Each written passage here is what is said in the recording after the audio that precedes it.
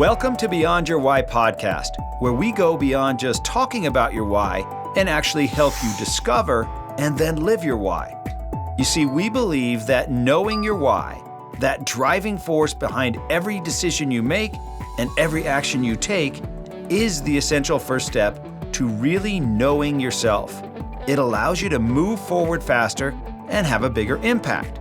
If you're already a fan of the show, then you know that every week we talk about one of the 9 whys, and then we introduce you to somebody with that why so you can see how their why is played out in their life. This show will be more powerful for you if you've already discovered your why. If you still need to do that, head over to whyinstitute.com and discover your why today. It'll only take you about 5 minutes. Now, let's meet today's guest. Welcome to Beyond Your Why podcast, where we go beyond just talking about your why and actually helping you discover and then live your why. And so if you're a regular listener, you know that every week we talk about one of the 9 whys, and then we bring on somebody with that why so you can see how their why is played out in their life. And so this week, we're going to be talking about the why of contribute. To contribute to a greater cause, add value, have an impact in the lives of others. So if this is your why, then you want to be part of a greater cause, something that is bigger than yourself. You don't necessarily want to be the face of the cause, but you want to contribute to it in a meaningful way. You love to support others, and you relish the success that contributes to the greater good of the team. You see group victories as personal victories. You are often behind the scenes looking for ways to make the world better. You make a reliable and committed teammate, and you often act as the glue that holds everyone else together. You use your time, money, energy, resources, and connections to add value to other people and organizations. And so today I've got a great guest for you. His name is Ken Sterling. Ken is an attorney and an executive at BigSpeak Speakers Bureau. He is also an entrepreneur, an angel investor in several tech startups. Ken mainly focuses on entertainment, media, and well-known thought leaders. At BigSpeak, he serves as the Executive Vice President and Chief Marketing. Ken's background includes working with KPMG as a technology and management consultant, co-founding a technology company, cloud computing, co-founding an international vertically integrated manufacturing company, and working as executive vice president at a boutique asset management firm charged with operating real estate and hospitality assets. Ken most recently was responsible for managing a team and real estate portfolio exceeding $300 million. Ken holds a PhD in leadership from the University of California, an MBA from Babson College, and he earned his BA in communication and applied psychology from the University of California. Ken is a lecturer of marketing and entrepreneurship with technology management program at University of California. Ken, welcome to the podcast. Gary, thanks for having me. And that description you put out there, gosh, your system and what you talked about is me to a T. Well, and then we also added your how and your what. So for those of you that are listening, that are familiar with the YOS. So Ken's why, which we just talked about, was to contribute to a greater cause. How he does that is by making things simple, easy to understand, and doable. And ultimately what he brings is a trusting relationship where people can count on him. And how does that feel to you, Ken? It feels amazing. And it was interesting taking the assessment, which I'm sure other folks feel the same way. It's very challenging to pick sometimes between the two. And then later on in the assessment, you almost feel like, didn't I answer that question? Do I need to answer it the same way? Should I answer it differently? Are they trying to trick me? Which I know goes counter to the trust thing. But like in general, really, really nailed it. And it's interesting because I've always known I was a contributor, and I've always known that trust was big. And I've always known that I do like to simplify things. I just didn't realize that was as much of my OS as it really is. And now it's been a couple of days since I took the assessment. And by the way, thank you. That's a wonderful tool. I've been reflecting on it a lot, and I get in there under the hood, and especially when working with my team. Even the other day, we had this very complex standard operating procedure, SOP, checklist that we do for one of our very unique speakers.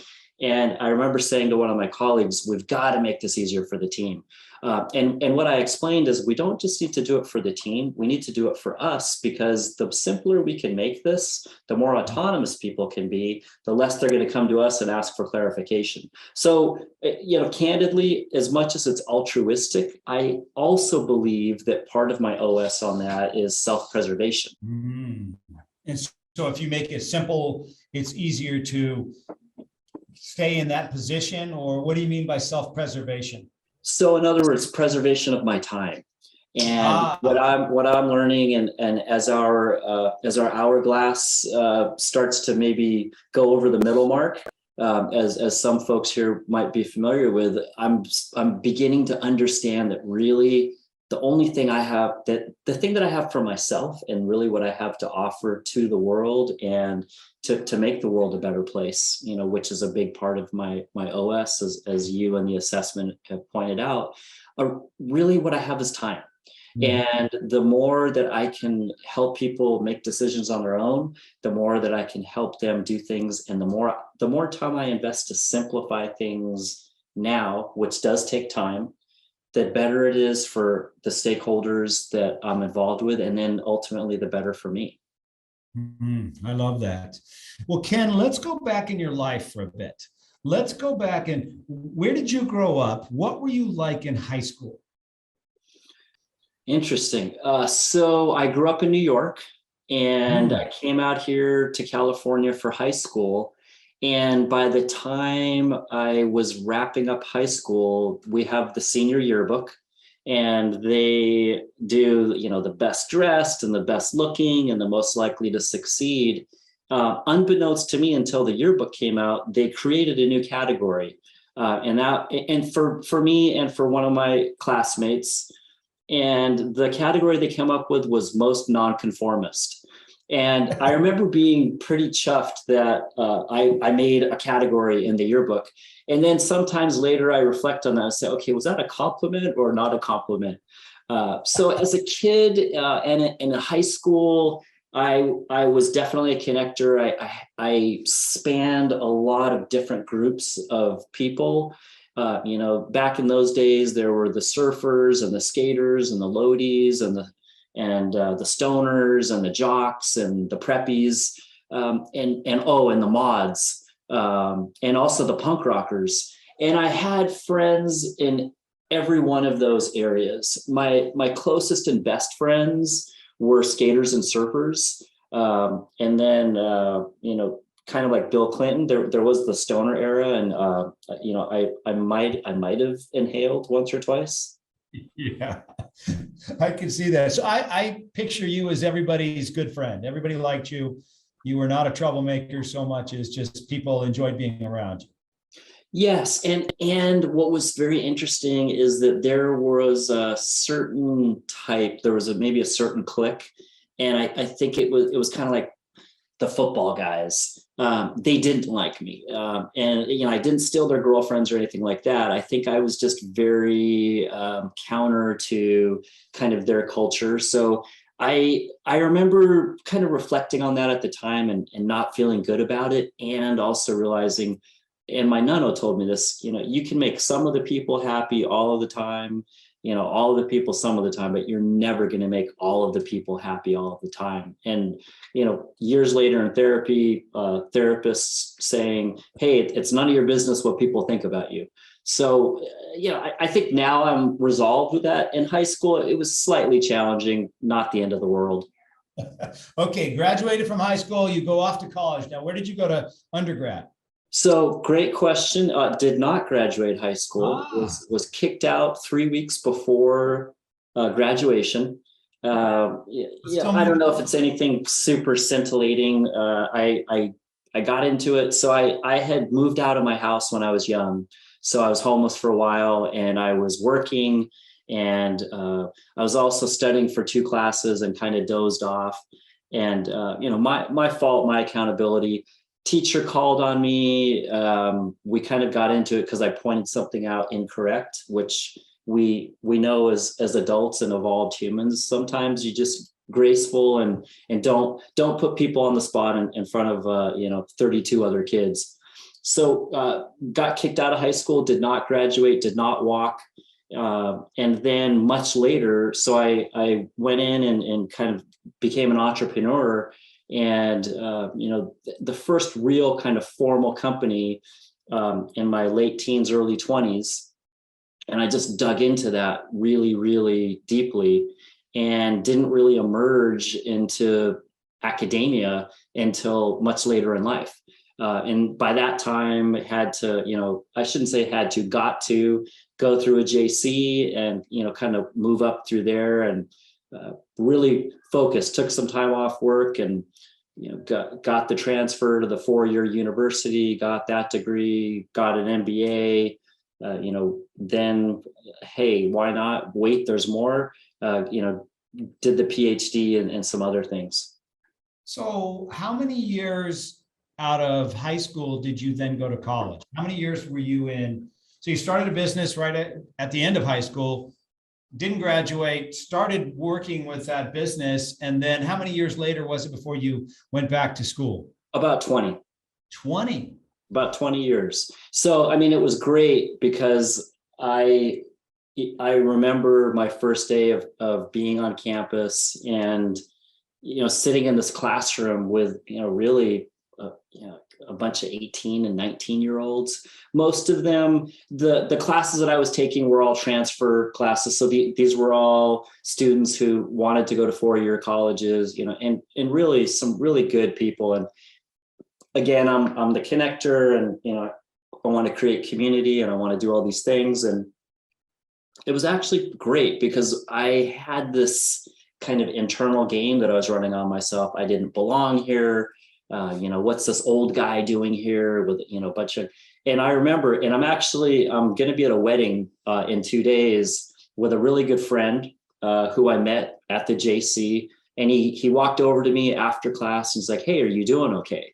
And I said, "Yeah." And he's like, "Hey, everything's cool. And I'm so glad you're here." And this is, a kid half my age, my son's age, candidly, who reached out. And I thought that was great. And it really helped that reentry experience because there's no class, there's no orientation for old people, going back to school. So it was great and wonderful experiences there. And I got involved, and those were other things. I got involved in some student groups and, did my best not to dominate those or overpower them, just kind of, be a regular person like everybody else, and really had a great time. So what was the turning moment? So if I'm listening to you, what's crossing my mind is, okay, you've got a business, you're doing okay. And all of a sudden something happened that said, I got to go back to school. What was that? So it was a couple things. One of them is I had a child who was about ready to go to college, and I had another child in high school. And I realized that I was talking about the importance of higher education to the kids. The other thing is, yes, there's been some successes and interesting things. There's also been some, kind of like in the movie where everything's great and the party's going and then the record scratches. And one of those record scratches for me is that in 2006, I was on the founding team of a bank. So if anyone's launched a business or ever been in a regulated business, you might understand this. It was a very onerous process to get the bank opened. And we started in 2006. By the time we actually got the doors open was 2008. And for folks that were around in 2008, 2009, the FDIC was closing banks down. I think, I can't remember the stats. I think they closed 1,000 banks down across the country during that period of kind of the Great Recession. So I was one of those people. The regulators came to us and said they never raided us. We didn't have the vans pull up and take over the bank.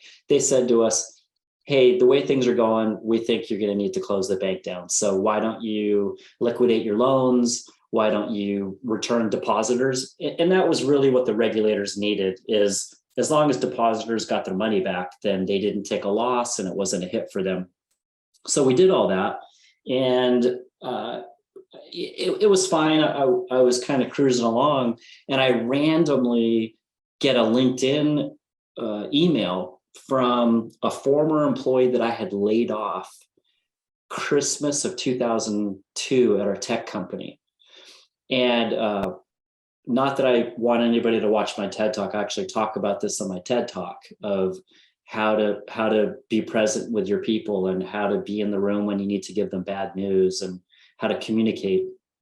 So this former colleague reached out to me and said, hey, it looks like from your LinkedIn, you're looking for work, and I'm working at a company. And I told my boss what a great boss you were and how compassionate you were when you laid. And this was several, like dozens of people that we laid off on December 23rd and December 24th, which was rough. And she said, hey, I think you'd be great for this job. Do you have a resume? So I sent over my resume, and I had some college experience. I was transparent. I never said I had degrees. I never said those things. I had done some executive ed at Harvard. And long story short, dream job, and I get the job, and I'm supposed to start on Monday. And because I'm a nut, and I wake up in the middle of the night and I check email, 3:30 in the morning on a Sunday, I get an email, and it said, Ken, we need to talk. And that was the subject. And then Ken, I shared your resume with one of our board members, and he wants to know if you have a 4-year college degree. And I replied back, I don't. I hope that my resume wasn't misleading. He said, oh, I just, based on the reference that you got, the references that I checked, based on the internal recommendation, and just based on the way you carried yourself, I just presumed it. At my company, I have a policy that nobody, not even an intern, works here without a 4-year college degree.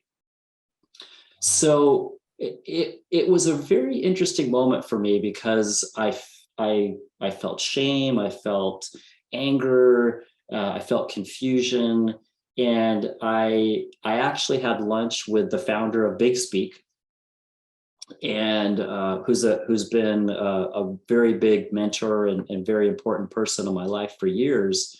And I had lunch with him because he was one of the references that I gave to get the job. And he said, hey, how did it go? And I told him, and I was still kind of in that bitter mode, not like angry, I'm going to do anything, but just like, And he said, oh yeah, it's the same thing at my company too. And what he said is that it's a demonstration of your commitment to finish something. And that really, really sank into me.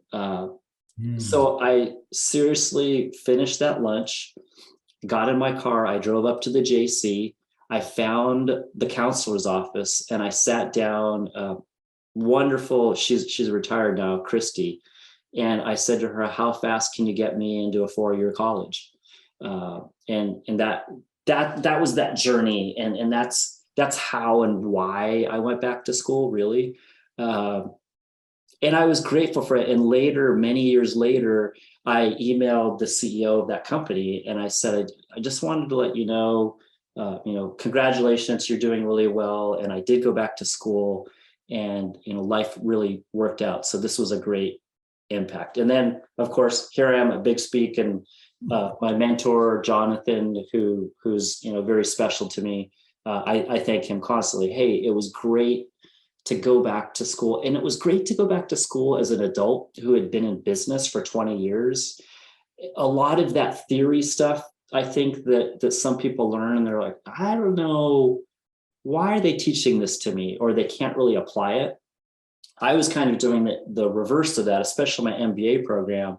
We were building these really complex financial projections that I had always kind of wondered, why are those important? Or why does the bank need those? Or why do investors need those? And then it crystallized for me. That was a long answer. Well, no, that's really interesting. And so you didn't just stop with JC. You didn't just stop with a 4-year degree. What other degrees have you got? Because when I started your intro or your bio, it said you're a lawyer. Correct.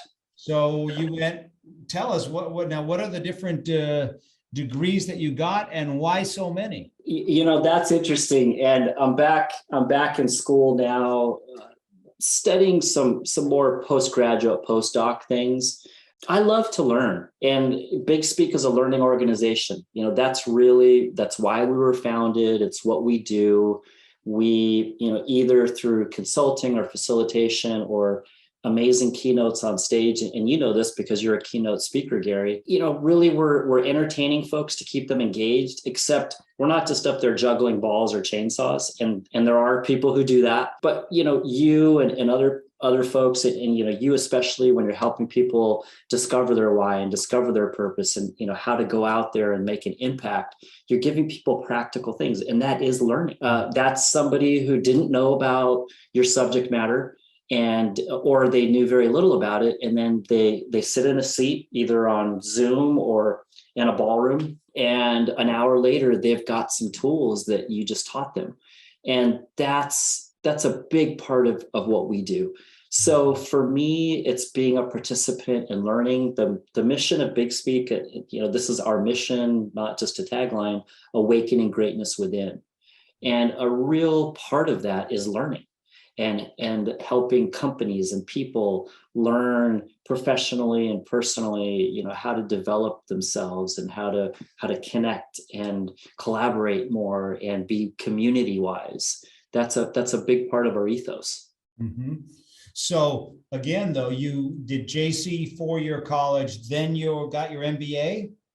Correct. And then law school?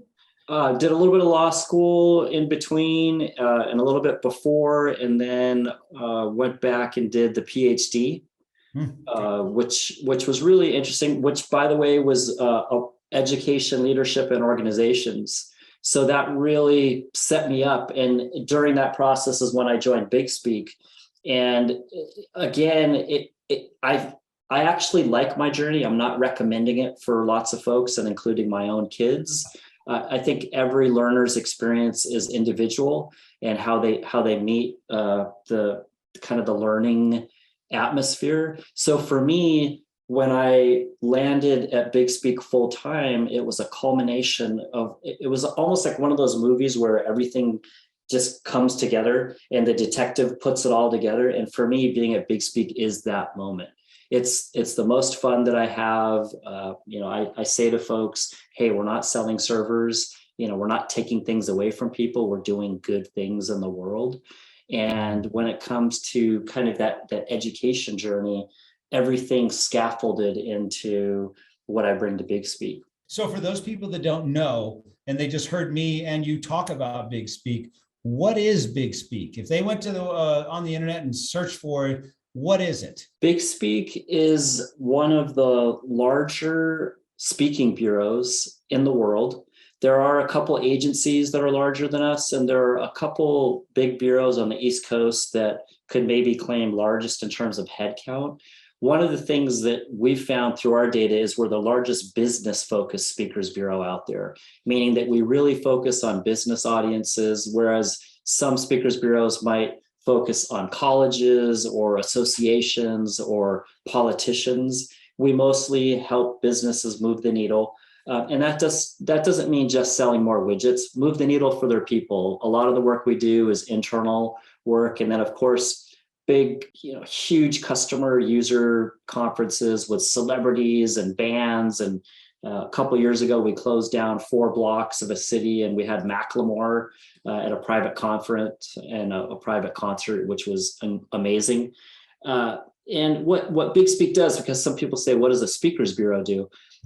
If you've ever been at a conference, so for example, you were a dentist, if you were ever at I don't know if it's called the ADA or American Dental Association, if you were there and there was a celebrity or an athlete or a thought leader that came on stage, kind of similar to what you do now, there's a good likelihood that event hired a speakers bureau to find them and book them that speaker who was up on stage. And then we also do consulting. We do follow-on workshops. There's also a couple folks that we work with who have assessment tools similar to the tool that you have. And then we have a very boutique roster of exclusive speakers. So for example, if you want a celebrity we can get them for you. If you want, if you looked at our website, there's probably 3,200 speakers on there. We exclusively manage about 30. Very handpicked, curated folks who I like to work with because I handle this part of our business. Folks that I'm at their weddings, or I'm with them traveling, or having fun, or doing some things, having dinner. So kind people who want to awaken greatness within. A couple of those people would be Mark Randolph, who started Netflix, Kevin O'Leary, who is on Shark Tank, of course, Omar Johnson, who was number 3 at Beats, Ton Lee from Emotive Sciences, very, very unique roster. And actually a couple of very cool new additions coming out in about 2 weeks. So everyone stay tuned for that. So if you're hosting a big event and you want a celebrity, you want a big name, you want one of those guys, they just look you up, or how does that work? Great question. So a big portion of our work is businesses, and thankfully we take really good care of those clients and they come back to us. So a big portion is people that we're in touch with, that we know when their events are coming out and we're collaborating. And then we do have a pretty formidable digital marketing presence. So we do get a lot of inbound leads, and we've been hacking on Google and social media for years. And again, it's another area that I handle and I manage. And that background of being in technology, the background of having the MBA where I chose to focus on marketing and leadership, really helped us there. And then I also teach marketing at UC Santa Barbara, which is great because I would probably do it anyway. I really keep those classes fresh. We do a lot of project-based work. We do a lot of group-based work where the students are working in groups together and they're hacking on things too. So it keeps me sharp. It keeps me learning. And I'm kind of a marketing and business junkie. So I'm just always looking at stuff, and we test all the time with things. So if I'm a speaker, because there's a lot of speakers, there's a lot of coaches, there's a lot of thought leaders that listen to this podcast. And why would I want a speaker bureau? That's a great question. So as a speaker, there's a couple value propositions, to use kind of a buzzword. What do we do for Gary? What's in it for Gary, kind of a thing. And I think the biggest thing is that we get you in front of the right audiences. We vet opportunities. We help with your messaging and positioning. We're a strategic partner. So we look at the same data that you would have, and sometimes from a different lens. So we have dashboards, and okay, we've booked Gary X times this year. The average fee is this. The mode, meaning the most common fee, is this. Hey, maybe it's time for Gary to get a raise. Or on the other side, hey, we're not getting as much activity for Gary as benchmarked to others in his field or topic, or as compared to maybe last financial period that we're comparing it to. What happened? And being proactive. The one thing that I'll point out, and you and I had met at that wonderful experience before with Impact 11 and talked about this a bit with Josh Linkner and his team, is that really when it comes to sparking that demand, or I call it the Hey Martha moment. And Hey Martha is, people sitting around the conference table or, the breakfast table, reading the Wall Street Journal, and, they read about Gary and in Gary's new book. By the way, congratulations. Would love to hear more about your book. Like, hey, Martha, who's this Gary Sanchez? They're talking about him in the Wall Street Journal. And when that Hey Martha moment happens, most of that is candidly created by the speaker, either by you having an amazing book or really knocking it out of the park at another conference. If you have PR efforts, a lot of our speakers actually retain PR agencies. And then of course, some things go viral. Oh, another client who we're very honored to work with is James Clear from Atomic Habits. And when we signed James in 2019, I think he was at about 2 million copies sold. Then this horrible event happened called COVID. and a lot of other, things lined up for him. And now he's close to 10 million copies, which if folks, are numbers people and books people, that's actually more, it's more copies than Malcolm Gladwell has sold of Outliers in 20 years. And James's book has been out for 4 years. So I think some things like that are meaningful and really make a difference. So for example, with James, as you can imagine, probably 20 to 30 leads come in a day. So the idea of you managing 20 to 30 leads would be, cumbersome for you. So we also, that's some of the value that we bring, is simplifying things. And plus, you are in the know in that world, right? I mean, you know what events are coming up. You're aware of the different themes that they have.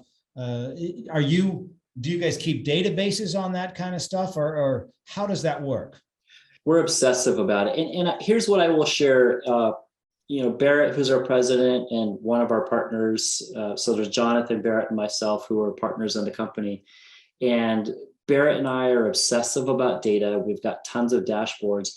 We'll also say it's part science and part art, meaning that, yes, you can have all the data in the world and you can have all the numbers in the world. And as you're probably also experiencing, Gary, and anyone else out there who's an author or a speaker, there is some magic special sauce that happens. And granted, Atomic Habits, which by the way, I read and it was transformational for me. And that's why I even reached out to James. Those moments are very rare. And it's this amazing alignment of the planets and the forces and the karma and, the gods, like everything really lines up. There's tons of authors and speakers out there who on paper have done exactly the same things as Malcolm Gladwell or Brene Brown or, Simon or those folks. And somehow the liftoff just doesn't happen. Like looking at Sean Aker, for example, his TED Talk, very last minute, they had a cancellation. They called him. I think he had 11 minutes to deliver that talk. And, millions, tens of millions of views, high demand, really this virality that happens now. And remember, when Sean and Brene and Simon and those folks came out, it wasn't as much about social media. It was just this viral thing that happened. And by the way, also hats off to TED for, in the earlier years, really putting some of these folks on the board and in front of millions of viewers. Now, do speaker bureaus help speakers get on TED as well? Great question. Officially, no, and unofficially, I don't mean that to sound like there's anything nefarious going on. TED, so there's the big TED, and then there are the TEDx events. They run autonomously, they run independently, they don't technically give favor to speakers from speakers bureaus. There are times where a speakers bureau can fill out a submission form on behalf of a speaker and be transparent about it. I'm not aware that there's really a point given or that there's preference given to speakers who are represented by bureaus. And this is purely a personal philosophy. I think if I was on the TED committee, I might be looking for new and fresh ideas so that maybe a speaker who's represented with a speakers bureau might get a negative point. And again, this is purely me, just kind of thinking out loud.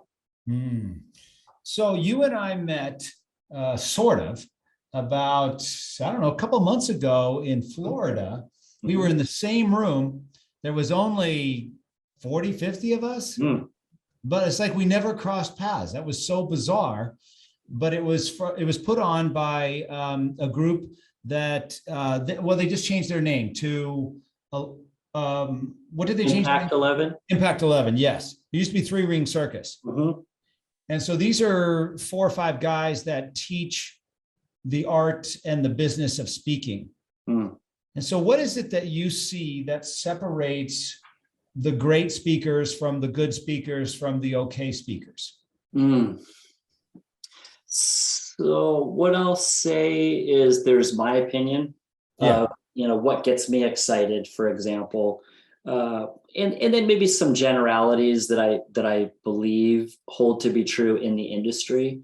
And again, part of it is the check boxes and what looks good on paper. And then some of it is that magic, je ne sais quoi, that, the thing that we cannot explain, or we just don't know exactly how to say it. What I can share for me, and when I'm working with an end user client who's booking a speaker, first and foremost, they want someone really engaging. And when I think of the Impact 11 group, for example, and I think of who those people are, and you sat next to Ryan Estes, for example, at that dinner, and of course you know him.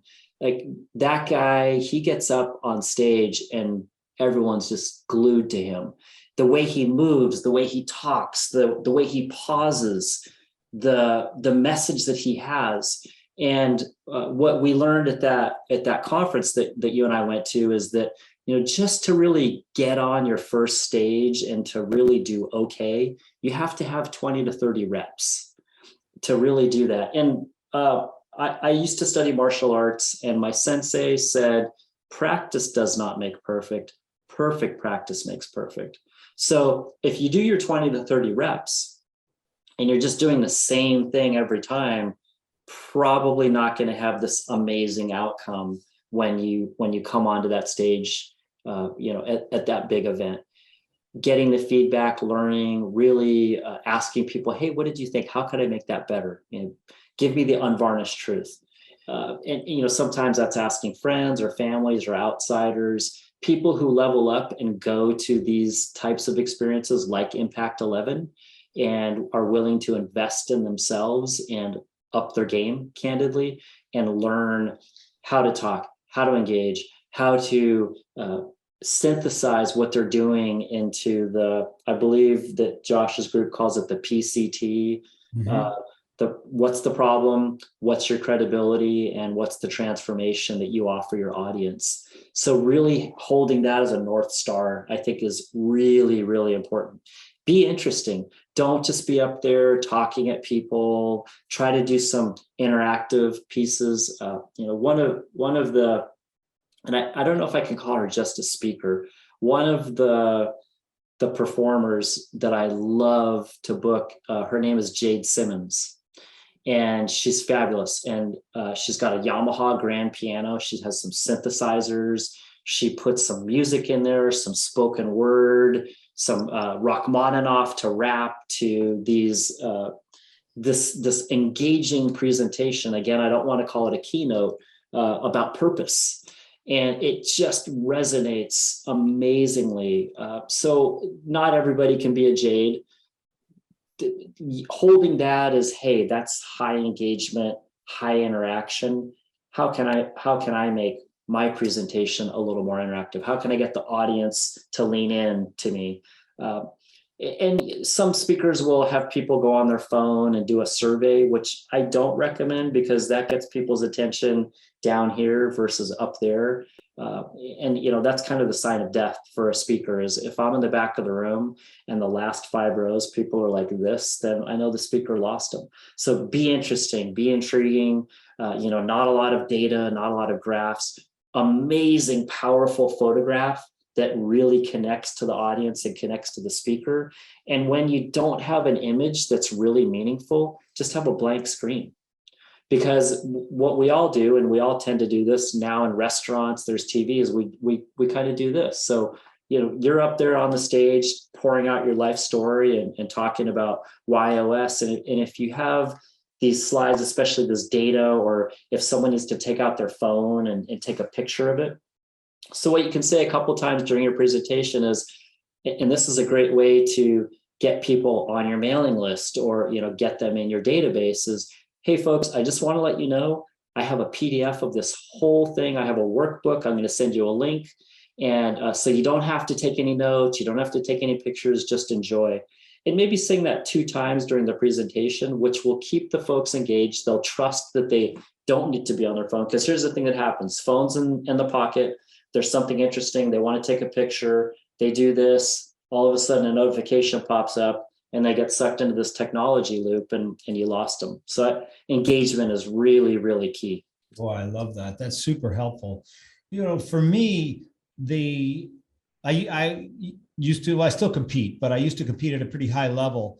And I missed when my time ended, if you will, I missed that feeling of preparing for a tournament, preparing for an event, preparing to go to battle, if you will. Speaking is so similar to that. That's the closest thing I can think of that I've experienced to actually competing. You have to prepare. You have to show up. No matter what, something goes wrong. I've never not had something go wrong, and the show must go on. And you don't know what the reaction's going to be. You think you do, but you just never really know what's going to happen. And it's super fun, I think. But it's very much like competing. Have you ever heard anyone else talk about it in that way? 100%. And preparation is key.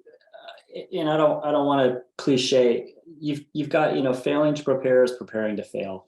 And the preparation piece, here's why it's most important. And I work with a lot of speakers, and in the earlier days, there's probably two things that speakers need to work on. And, one of them is method and one of them is mindset. And as most of us know, when we get into high stakes things, you got to have the mindset clear to even be able to approach the method and to become a master of what you're doing. So the key to mindset, sorry, I don't want to sound like curly, like I have the one thing. One of the keys to mindset is preparation. And here's why. If you, and as you know, because you'd be getting ready for a tournament, when you show up that morning and you actually showed up the night before and you checked everything out and you knew exactly where to go and you kind of walked things through, when you show up that next morning, it's not a shock to you. You're comfortable. You're in your zone. And being in your zone is preparation. I believe that's the only way folks are going to get in their zone is if they show up prepared, because it's going to give you the confidence, it's going to give you the familiarity, and it will give you a competitive advantage over other people. And I don't like to think of the speaking industry as competitive, because it's not like, you're in a running competition or a sports competition or an archery competition, for example. There you are competing silently. When a company or an event wants to hire a speaker, probably the average number of speakers that they look at, it's probably 30 to 40. So in a way, you are competing. And for example, the founders of Impact 11 and especially Seth and Ryan, who are best friends, they compete with each other all the time without even knowing it, because they both have great engaging presentations. There's some similarity in terms of audiences for them. And I often joke, because usually the two of them are selected as the number one and number two. And then I'll say to the company or the event, hey, I just want to let you know, they actually know each other really well. So they're gonna probably be talking about this the same way you are. So I think in terms of that preparation piece, getting in the reps, taking it seriously, doing your homework, for your talk. And then when you're going to get on that call to talk to a prospective client, know who that client is, know what they want to do, ask good questions. And this is counterintuitive, because a lot of speakers love to talk and they get paid to talk. And sometimes these speakers get on the phone and they're just talk. And at the end of it, the client doesn't feel like they got their thing out, their need or their need state. So as much as all you speakers out there love to speak, be sure that you listen, be sure that you have a couple good questions to ask during it, and then just pause and let the client really tell you what they need. Man, Ken, I could keep you here all day just asking questions, but I got two more questions for you. One's a comment question. What I noticed when we were at the Impact 11 event was that not all of the people there had actually done something spectacular or created something amazing, yet they were very successful speakers. Mhm. And even the two that you mentioned hadn't really done, like they didn't, swim across Antarctica or across the Atlantic, or, sled across Antarctica or anything. They just were phenomenal speakers and practiced their art. Mhm. So if I'm listening to this, do I have to have created something to save the world in order to be on a big stage? That's a great question. And my personal opinion is no.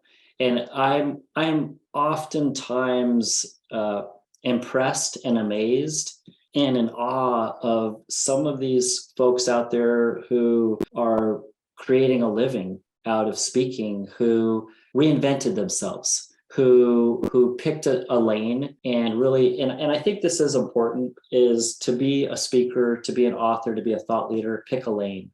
Some of the folks are generalists, and when it really comes down to a high-end event corporate client, they're really looking for that expertise and really knowing that one subject matter with mastery.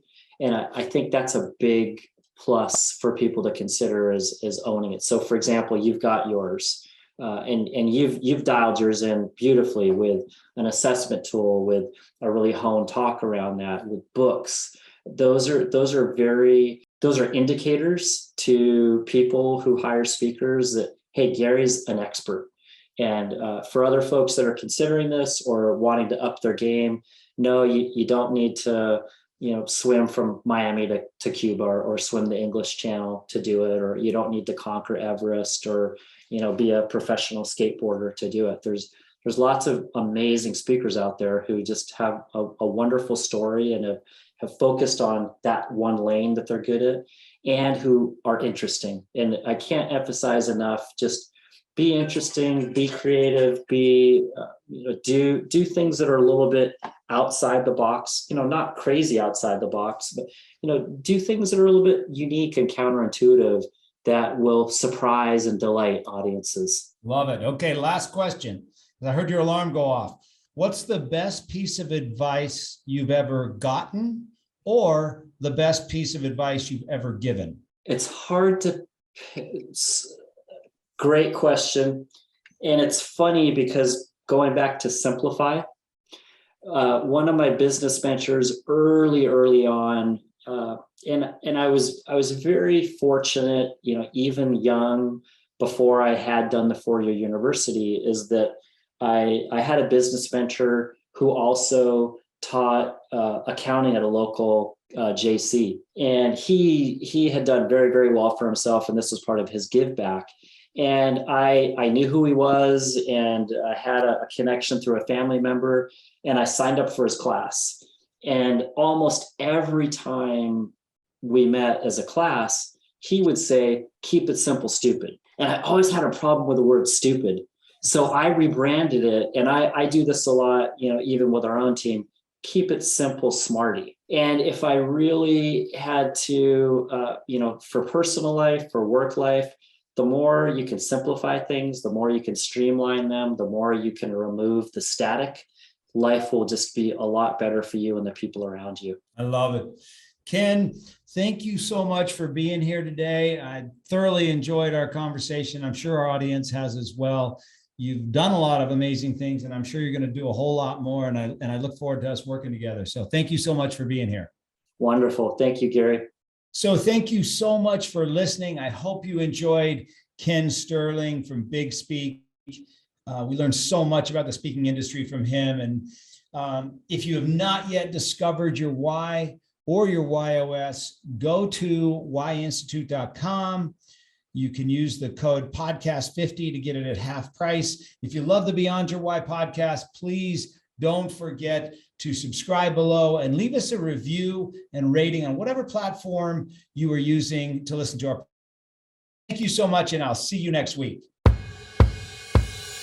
I really hope you enjoyed today's episode and that through today's guest, you heard how important it is to know your why and how impactful it can be in your life and the lives of those around you. Be sure to head over to whyinstitute.com and discover your why today. Remember, the more you know about yourself, the more you'll know about others. I'm Dr. Gary Sanchez, and I'll see you on the next episode.